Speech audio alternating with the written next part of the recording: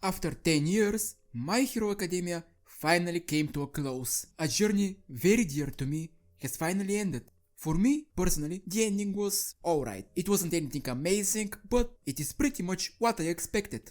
I want to talk about the ending for a bit, my personal thoughts about it, the conclusion what I have about My Hero Academia as a whole. Now, before I start, you might be asking, why am I talking about the ending about 2 months after it actually released? Well, I originally wanted to talk about it on the same day, however, my PC decided to prominence burn itself to the ground and I repaired it recently. Having the time to reflect on the ending while my PC was burning, I gotta say I am satisfied with the ending. I expected pretty much this to happen. I got it and I'm fine with it. Deku lost his embers, he became a teacher at UA, continuing the theme of the older generation, paving the way for the newer one. Also, it makes sense that Deku is a teacher. From the beginning he has been shown to be analytical when it comes to quirks, so him being a teacher and showing students how to better use their quirks is pretty much what anyone could have expected to happen. We're shown how society is slowly starting to change. Biggest example being that unlike how it was in chapter 1 where the students all wanted to be heroes, now more and more students want to be other things, be it inventors, doctors, programmers, etc. Deku now gets to be the All Might to someone else by telling a kid with a pretty useless quirk that he too can become a hero. And finally, the manga culminates by Deku receiving a second opportunity to continue being a hero, given to him by the people he has inspired and helped throughout his journey.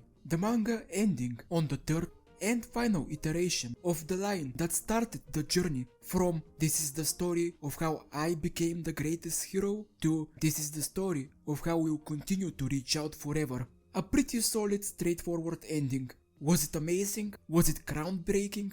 No, I'm not going to sit here and lie to you, no it wasn't. But it left me satisfied. My Hero Academia has a lot of flaws. Horikoshi has made numerous mistakes in writing the story, especially early on in the third act. The Vigilante Deku arc should have been a lot longer and should have shown us what the world of My Hero Academia has become after the war. It should have shown us how society crumbled, how heroes have started to disband, how civilians have started to trust heroes less and less, how villains have started to rampage all around the country after the jailbreaks. It should have shown us more of the time frame between Deku leaving UA and the students going to search for him. And whilst those things do exist inside of the story, they aren't nearly enough and nearly fleshed out to a satisfying extent. There could have been done a lot more with those concepts. In my personal opinion, Vigilante Deku is the biggest waste of potential in the entire story. It doesn't make it any better that the arc right after that one is the fight between Shigaraki and Star and Stripes, one of the coolest characters in the story and one of the most wasted characters in the story at the same time. The war arc, as much as I liked it, also suffered some major flaws, one of which isn't even its own fault. Reading the war arc weekly was insufferable, mainly because Horikoshi suffered many health issues during the time of its release, so it was pretty much expected that we would have like 2 chapters, maybe sometimes even less, in a month. So a subplot that would have taken no more than 3 weeks usually took up more than a month. I think it was either the Spinner section or Dabi section where it was hit really hard. I'm talking a scene that should not have taken more than 3 weeks took about 2 or 3 months. So even though in its completed state the war arc is pretty well structured and well paced, during the release it was insufferable. But yet again, that is a problem a lot of other manga have. Outside of the factors that do not concern the manga itself, I would say the biggest problem the war arc had is the Spinner section. The subplot of the discrimination against heteromorphs could have been and should have been a lot more fleshed out. Was it horrendous? No, not in the slightest, but it wasn't enough to make me care for either Spinner nor the heteromorphs. It was pretty much something tacked on really late into the manga just for Spinner to have some kind of importance in the manga. Another big problem is how Horikoshi just did not confirm a single relationship outside of Gento and La Brava. Now me personally, I don't give a fuck about shipping. Deku could have ended up with Spinner, I would be fine with it. However, I don't like how there was this build up between different characters like Uraraka and Deku, Kaminari and Jiro, Mina and Kirishima, and it went nowhere. The only thing we had was a little Easter egg of a couple boxes behind Deku and Uraraka saying green tea, which to my understanding is what shippers in Japan call them. There is also Uraraka's new neck piece that looks like Deku's mask, but those two are just small details that do not confirm anything. For Jiro and Kaminari, the second most build-up relationship in the story, we only get a single panel of their agencies being close to one another. And Kirishima and Mina, we get nothing about them. Once again, I do not give a fuck about shipping, I could care less about it. My main problem comes from the fact that this was a plot point that was built up from pretty much the beginning, and yet there was pretty much no payoff. I have no idea what it is with shonen manga, but the authors just have this fear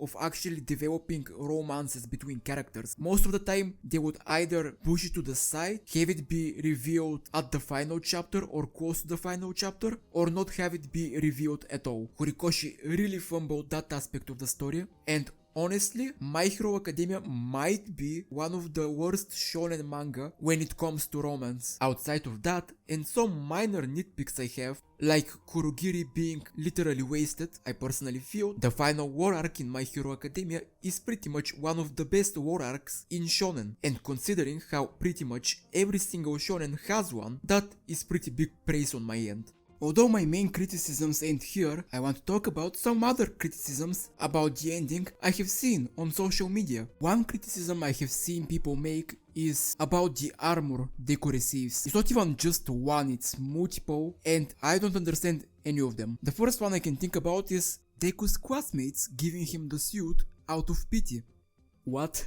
In which world would the people that were influenced, outright helped, or in some way motivated by Deku would do him a gesture to revitalize his dream again out of pity and not just because they want to help him? The second one being, due to the time skip being 8 years long, why did it take them 8 or 6 years depending on when the time skip happened to actually make and give him this suit? I want to direct your attention to this extra page from one of the manga volumes. This is about All Might's armor, and it states that All Might basically never spends money on himself, but he poured almost his entire fortune into developing these two pieces of tech. Quite frankly, it took a disgusting amount of money to create them, and since it was such a rushed delivery, this gear never went through proper testing. Basically, safety is far from guaranteed when using this crazy armor.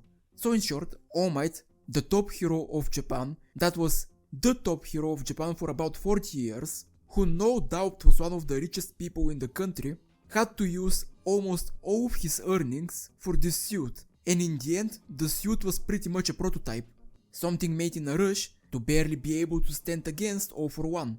All Might had to use almost all of his fortune to create his armor, then 20 people that barely became pro heroes managing to fund this suit to its completion. It would certainly take a couple of years to do. Aside from his suit, there was another problem people had, and that was Deku being left behind and alone. That never happened inside the story. It was thanks to one of the leakers making a sloppy translation, and people took that translation to the extremes. The story says, after we became adults, it's been hard getting our days off to coincide and meet up.